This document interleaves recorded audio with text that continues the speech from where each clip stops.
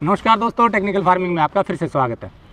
ये जो आप गोबर गैस प्लांट देख रहे हैं, ये एक किसान ने अपने घर पर लगवाया हुआ है और मैं ये कहता हूँ कि हर किसान को गोबर गैस प्लांट लगवाना चाहिए घर पर या खेत पर, क्योंकि इसी गोबर गैस प्लांट के आधार पर ये किसान ऑर्गेनिक खेती कर रहे हैं। गोबर की स्लरी इनकी ऑर्गेनिक खेती का आधार है।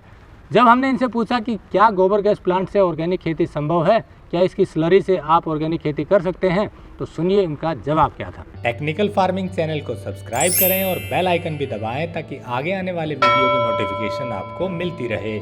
मेरी जो ऑर्गेनिक खेती करने का जो तरीका है वो सारा आधार ही गोबर गैस स्लरी है। इसी पर गोबर गैस की स्लरी पर ही अपनी खेती आधारित है। इसके बगैर मेरे को तो लगता नहीं कि मैं ऑर्गेनिक फार्मिंग कर पाऊँगा। मेरा मुख्य आधार ही गोबर गैस स्लरी है। इस स्लरी को कैसे प्रयोग करते हैं, जरा विस्तार से बताइए आप। इस स्लरी को इसमें हमने गोबर डालते हैं इससे, और उस साइड से इसकी स्लरी निकलती है। उस स्लरी को निकलने के बाद कपड़े से छानते हैं।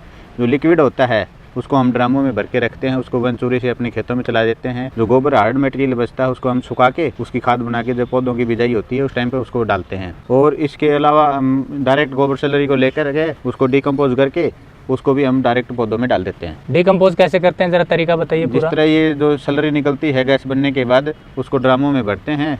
वो 150 लीटर के आसपास, उसमें 20-25 लीटर डिकम्पोजर डाल देते हैं, थोड़ा गुड़ डाल देते हैं, थोड़ी खड़ी डाल देते हैं सरसों की, और उसको 1 हफ्ते के लिए हम छोड़ देते हैं।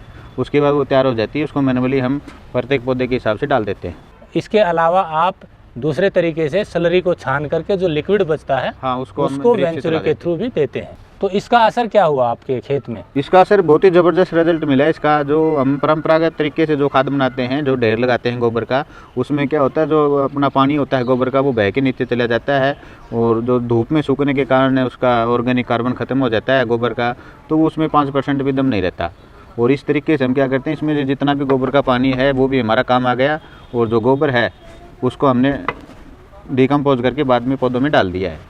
इससे हमारा बेनिफिट ये होगा, अगर हम गोबर गैस नहीं लगाएंगे, अगर कच्चा गोबर डालेंगे तो उसमें मीथेन गैस रहेगी, वो हमारे पौधों के फायदे की बजाय नुकसान पहुंचा देगी।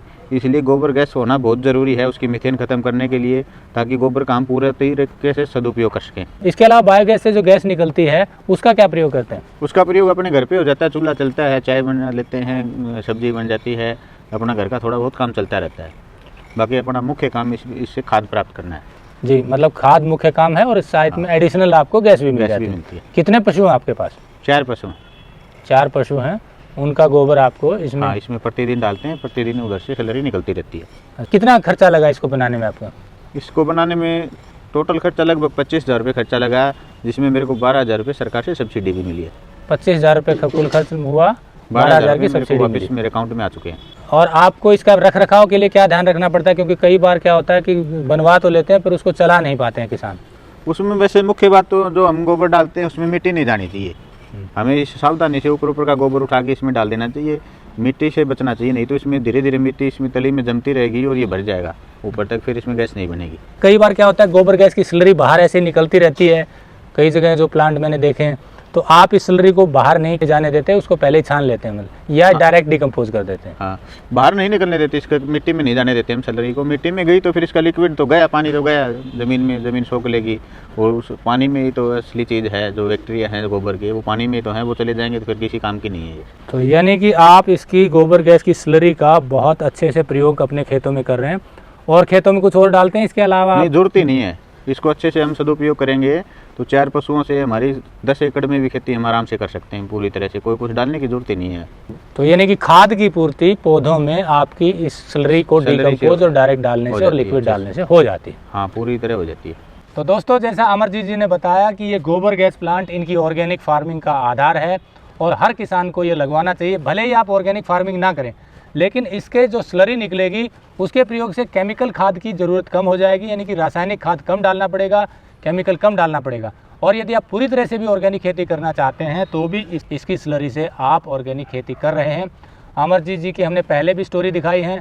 ये प्रैक्टिकली 4 एकड़ के खेत में इस गोबर गैस प्लांट के आधार पर ऑर्गेनिक खेती कर रहे हैं, और जो खेतों में ये उगाते हैं वो इतना शुद्ध है कि हाथों हाथ बिक जाता है और कम खर्च में ज़्यादा मुनाफा होता है। तो फिर से मेरी रिक्वेस्ट है कि आप अपने खेत में या घर पर बायोगैस प्लांट, गोबर गैस प्लांट ज़रूर लगवाएं।